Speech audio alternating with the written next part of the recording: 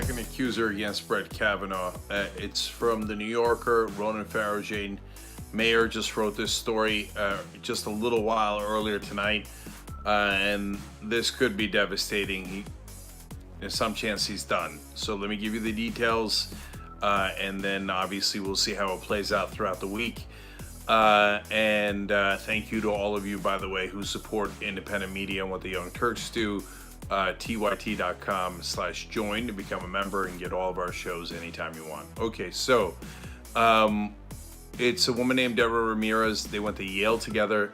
It was freshman year. They were playing a drinking game, according to her, and she got very intoxicated. I'm going to come back to that point later because it's important. It cuts in two different directions, as I'll explain. And the first part is clear as to which direction it cuts. She says her memory of the night is not great. That's why she was reluctant to come forward. She says that the night began with playing a drinking game, a very, very normal freshman year of college. And then there was plenty of joking around, super normal. And then apparently one of the classmates took out a plastic penis as a gag. Okay, it is what it is. And then she says at one point she was incredibly intoxicated and she was on the floor, and Kavanaugh took out his penis and put it next to her face. That's bad. And she had to push him away and accidentally touched his penis while doing so. She's a raised devout Catholic. She was, embarrassed, humiliated, and that story apparently got around the floor. In fact, she says that someone shouted out at that point down the hallway because they were in the dorms. She says she remembers the full name being used for whatever reason at that time. There's something along the lines of Brett Kavanaugh just put his penis in Deborah's face. Okay. So these are all uncomfortable things to talk about, obviously, but in the context of this confirmation process for a Supreme Court justice, and given the previous allegations, it's necessary. So now, is it credible? That's what, of course, everybody's going to try to judge and determine here, and it's very difficult, and it's from 35 years ago, etc.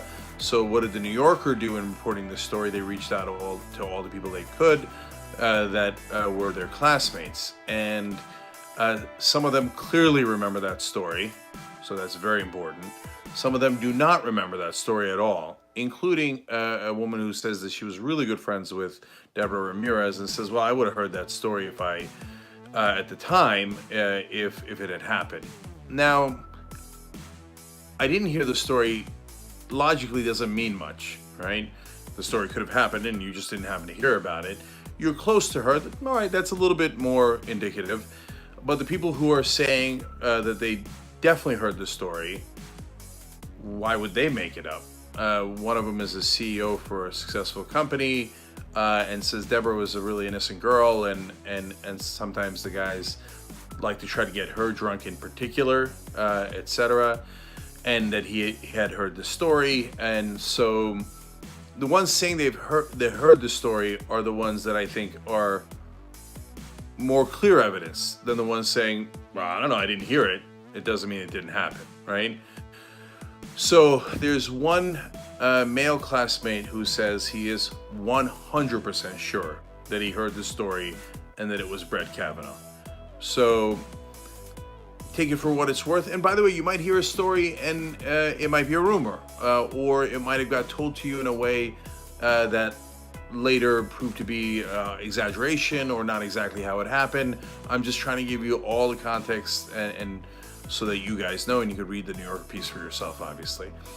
But now we're all put in this awkward position of trying to weigh the relative credibility of these folks many, many years later and today. You have to look at all the evidence. And again, why would she make it up? She did not come forward initially, but apparently the story was circulating about Yale through Yale classmates, and then it got to some Democrats, and then now you want to get mad at Democrats. That's fine, because they started to try to investigate this, and then the reporters got a hold of it. And so at some point, Deborah Ramirez realized that they were going to come and ask her, and so she said, I'm super hesitant to come forward because, I had been drinking that night heavily, and there are gaps in my memory as to the different things that might have happened that night. But, you guys are asking me, and yes, this is my recollection of what happened, okay? Now, all of the people that the New Yorker talked to said Deborah, from back then, said Deborah Ramirez had a reputation for being incredibly honest. I mean, they made a point of it. Even the people who didn't hear the story said, yeah, she was known for being almost unusually honest, okay? So obviously that's also relevant. Apparently, there's more details about what used to go on at Georgetown Prep, and so it relates to the story because of, again, trying to get women intoxicated to take advantage of them. They used to apparently concoct this thing called, what they called jungle juice. It's a combination of heavy alcohol with Hawaiian Punch, and they would try to get different girls drunk one at a time with many guys present at once. Those are the stories that are going around about Georgetown Prep and his Kavanaugh's days back then. So will there be more stories? I don't know, but all of this is leading to a context that is not good. And given all the different folks talking about it, it is now seeming more and more likely that there were some things that happened related to Kavanaugh that are deeply troubling. Okay, and so finally, let me come back to the last thing that one of the things I mentioned in the beginning, which is why mention she's so intoxicated and doesn't remember some parts of it. Now think about it. If she was making it up, why would she say that? So that immediately puts her credibility into doubt. It led me to thinking about all the different classmates saying she was extraordinarily honest. So it might be her saying, hey, look, you're asking me, I'm telling you that this is what happened, but I got to give you these caveats that are really important about my state of intoxication, etc. To me, that gives her a lot more credibility, because if you're going to make up a story, you wouldn't say, I'm not positive and I was really drunk. You would say, I'm sure, and this is what happened, right? If it was some sort of political hatchet job. So now Ford, Dr.